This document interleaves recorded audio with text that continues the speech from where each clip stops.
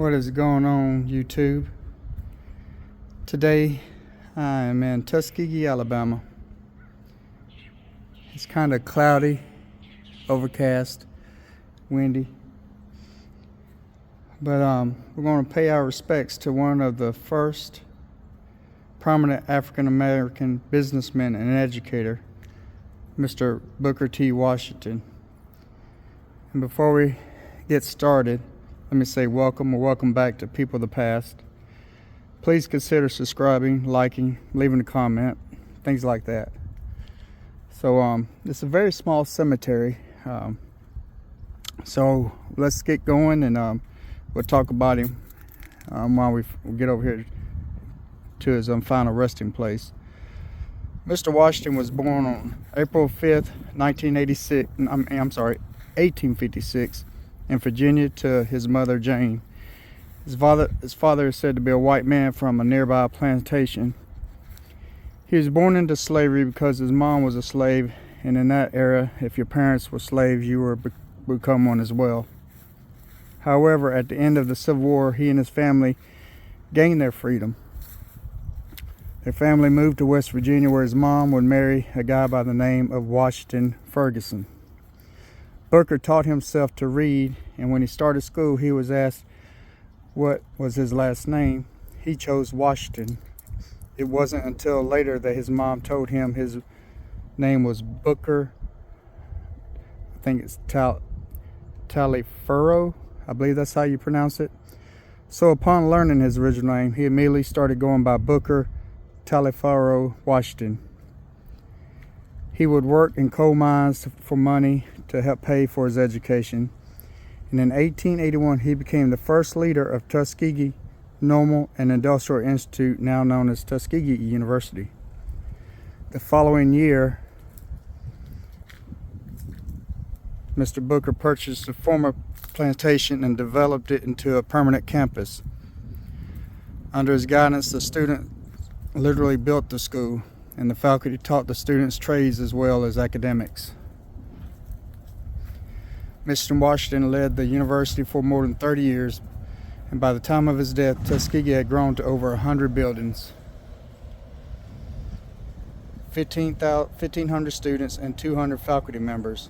He also helped develop other schools like West Virginia State University.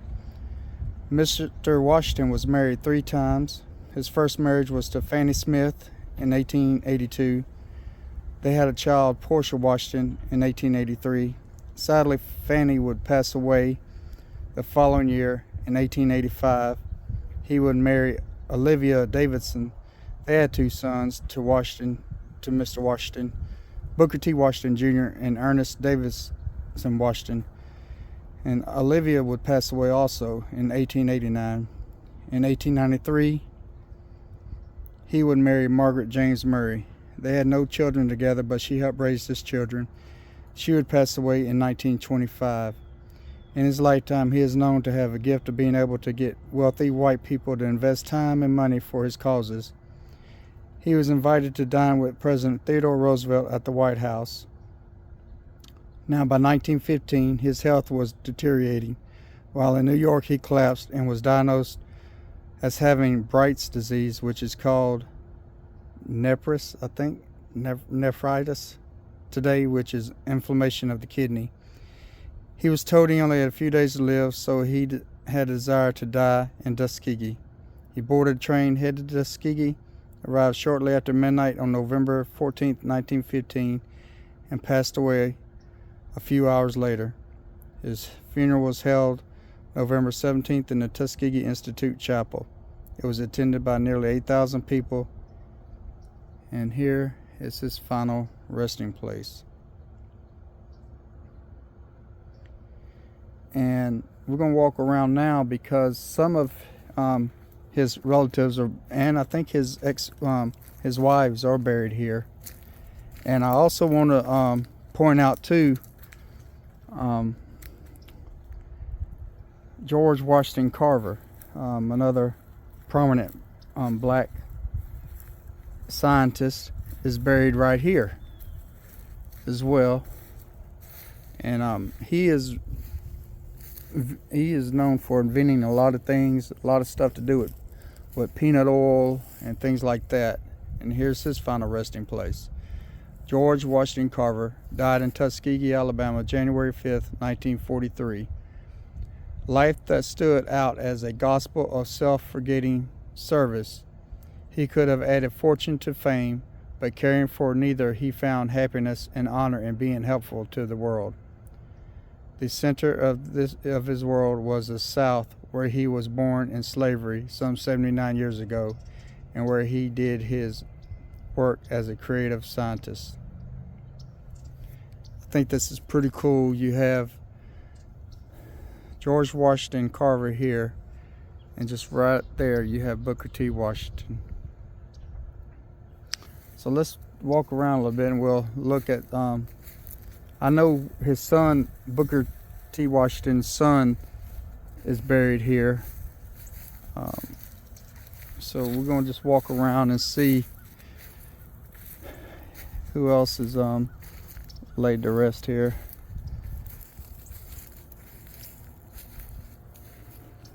So let's see.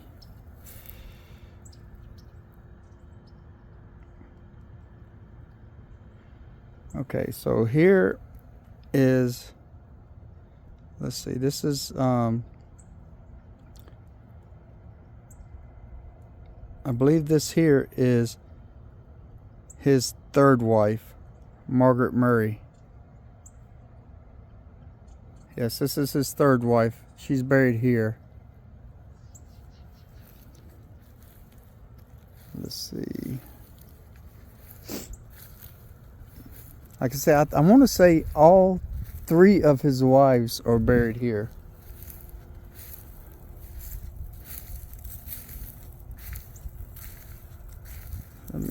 So we're going to go up here and we're going to, let's see.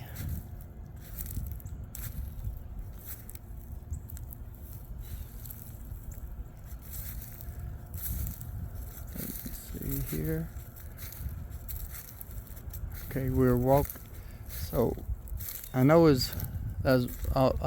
all three of his wives are buried here. Just trying to locate right now.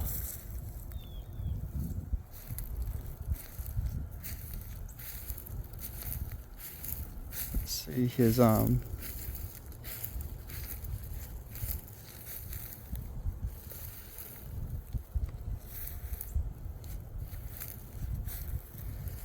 sorry about that. Normally I would try to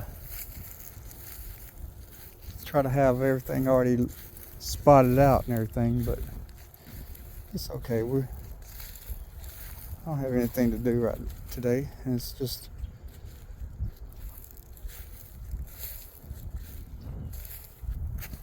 let's go this way now. His son is buried right up here.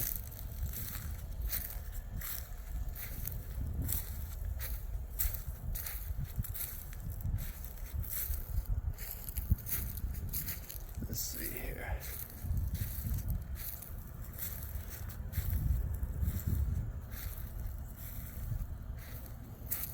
Okay, so here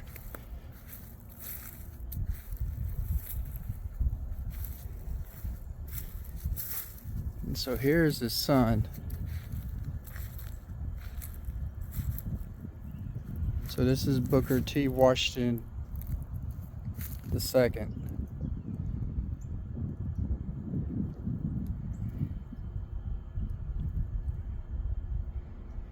And here, I don't know if you can make it out, but this is Olivia Davis. This is his Mr. Washington's second wife.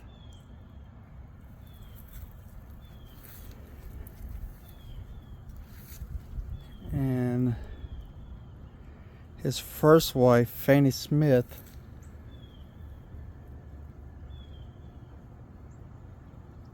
I want to say is also, I know she's buried here, but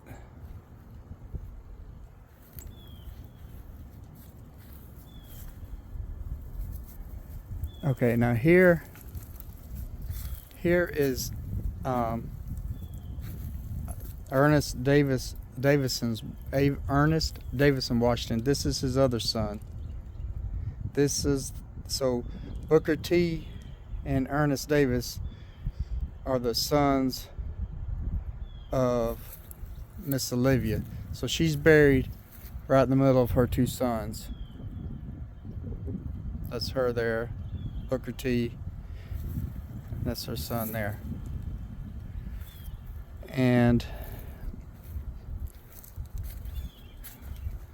so now we're looking for his first wife, Fanny Smith.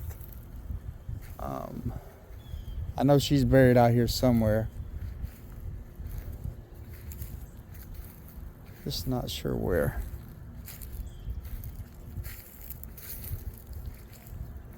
Like I said, it's a small little cemetery, but it has so much history with the two, Booker T. Washington and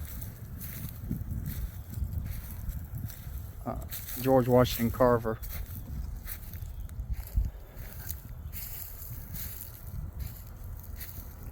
Let's see. I know she's buried out here. It's just hard to find right now. But anyway, if you're ever in Tuskegee, this is located on the campus, right across from Tantum Hall, I should say. Yeah, so if you're ever in Tuskegee, right now I think school's out because of the holidays, but check it out. It's a quiet little cemetery.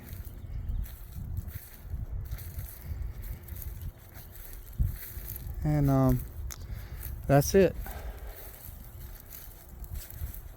Hope you liked it. Thanks for watching People of the Past, and I hope to see you pretty soon. Remember to like, share, leave a comment, and look forward to seeing you on the next People of the Past.